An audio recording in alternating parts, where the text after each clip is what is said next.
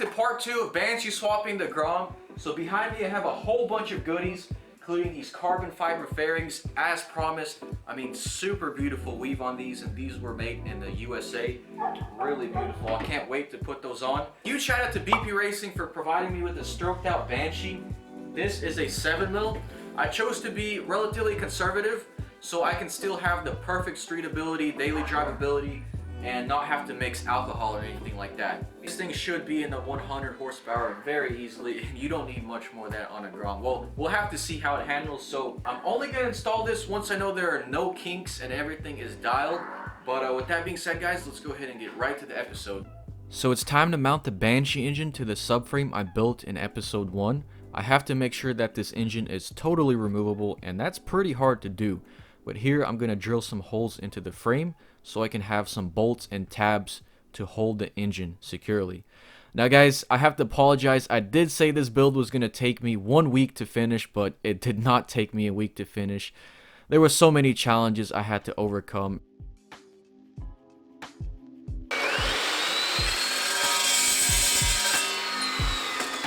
So I got the upper mounts done. Next up is this bottom one right here, which we have to make removable. So I've drilled holes in here and I've cut out these 4 bushings. And what these are gonna do is just slide in there and be welded. And this is gonna allow us to make some removable engine mounts that are gonna fit very nice. So now we get a piece of cardboard and just trace out a template and figure out exactly how it needs to be.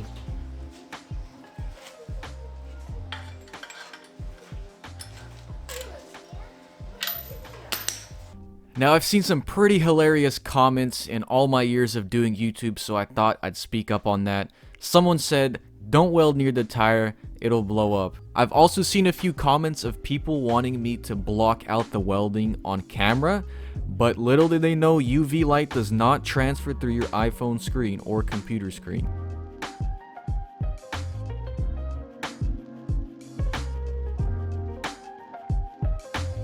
So check that out, guys. I got the removable engine mounts done. The weird offset of the mounting flange made it pretty difficult to mount this thing, but I got it and it came out very nice.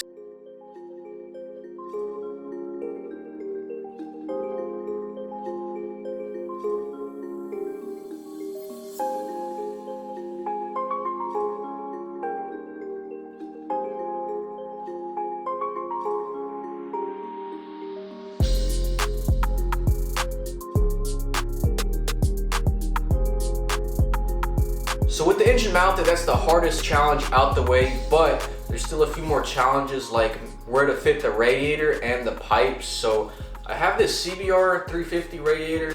Now I was thinking about kind of running it right here, but it totally didn't cross my mind that the bike actually needs to steer. So yeah, it hits the radiator, but what I could do is just lower it a little bit and then we could retain our full range of motion. I'll just have to see. Before I can mount the radiator, I have to go figure out where I want my pipe. So this is my old 2-into-1 exhaust from my tractor build, if you guys haven't seen that. This is more of an off-road pipe, but it sounds absolutely insane, and it is pretty cheap. So I know a lot of people cringe when I do this, but it's a cheap pipe. It's better than messing up some drag pipes or something like that.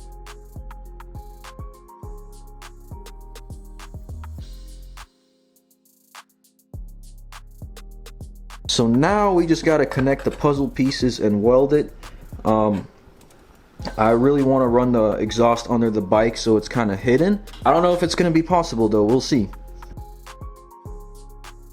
I know you guys are probably cringing at that front tire clearance, but that's all I could really fit in here without severely affecting the flow of this pipe. And I totally forgot to take into account suspension travel, so it does rub a little bit, you'll see later, but it is what it is. So the 2-into-1 exhaust is mocked up. It actually fits under there. Now granted, we did have to do quite a bit of pie cuts. All right, so let's give this thing a good old lean test. Yeah, that's plenty of lean angle. We definitely won't be leaning that much because with this much power, it'll kind of become more of a straight line bike.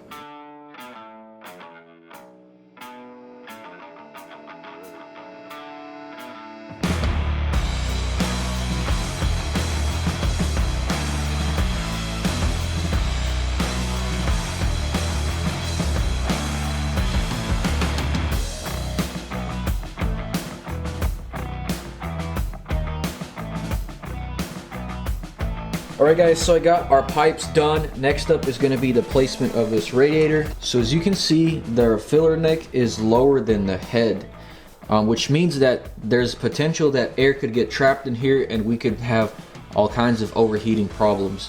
So to combat that, I'm just going to cut this filler neck off and basically make a box right here that I can fill up. It's basically called a swirl pot. We're also going to have to cut these ports off and relocate them.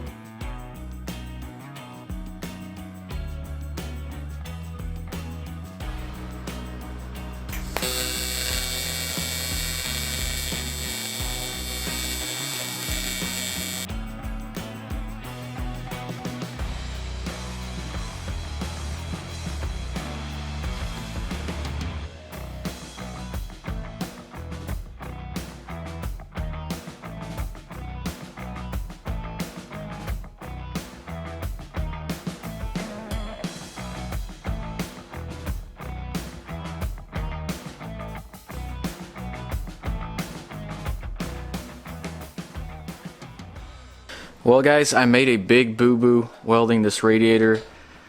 Yeah, I burnt the hole in it. It was just resting on this cap and yeah, it ground out and I guess it burnt the radiator. Luckily I did have some radiators that were similar size, so I didn't have to wait for any parts. Now I did have about a full day of labor into the old radiator. I even leak tested it, I mounted it, and it just kind of sucks. But it's probably for the better. So I had some leftover aluminum, which gave me the idea to make this swirl pot. I'm going to go ahead and cap off the ends and have some bunks coming out of it so I can easily fill up the bike with coolant without taking all the fairings off.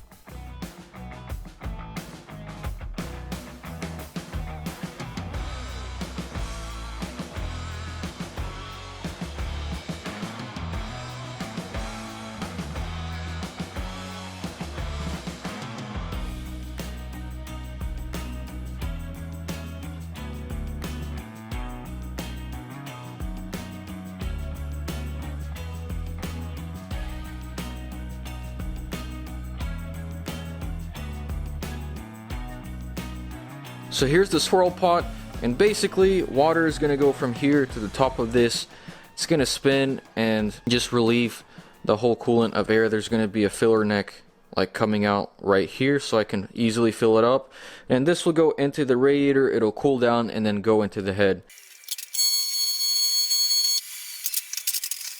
So here's the swirl pot slash coolant reservoir finished, and let me tell you, it is quite the complex part, but hopefully it should keep the bike from overheating. In the meantime, I'm going to add some end caps and gussets to this frame to make it look more OEM, and I'm going to go ahead and throw a nice coat of black paint on it so that it looks nice and clean.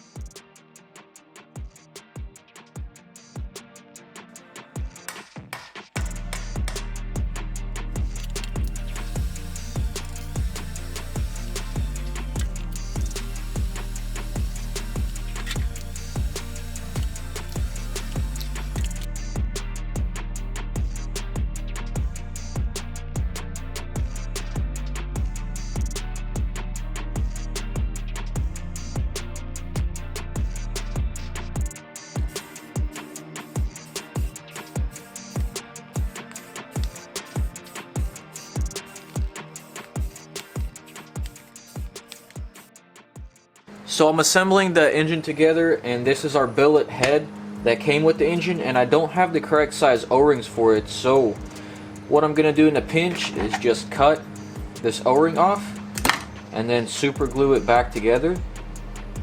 And I have tried this before, and yes, it will withstand all the pressures from combustion.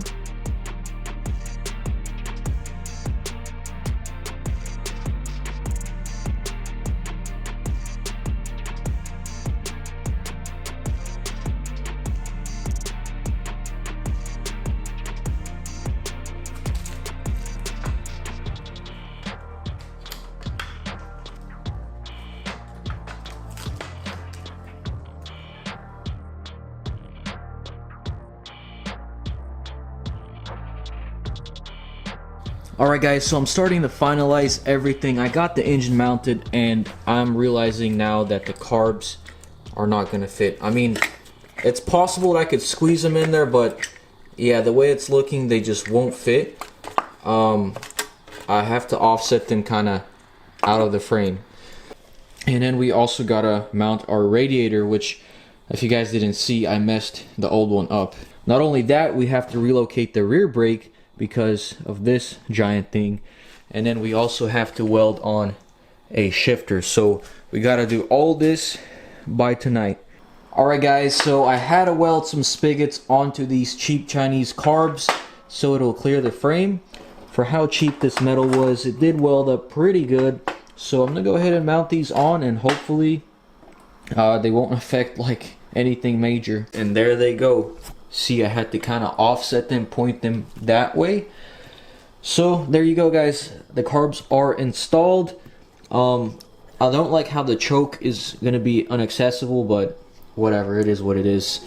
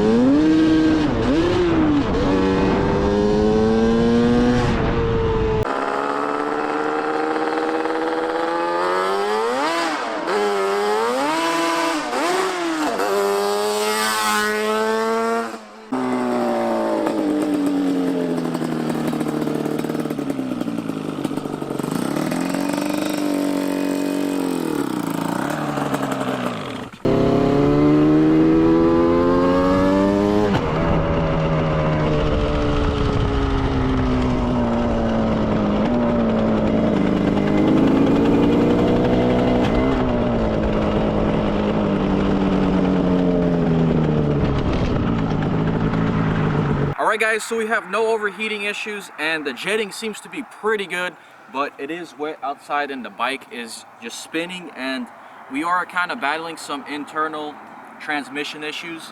So we'll have to get that figured out and looked over in the next episode, but I'll have to catch you guys in the next one. Big shout out to the sponsor of today's video, Fishing Clash. Be sure to check that out in the description below. But I'll have to catch you guys in the next one. Peace out.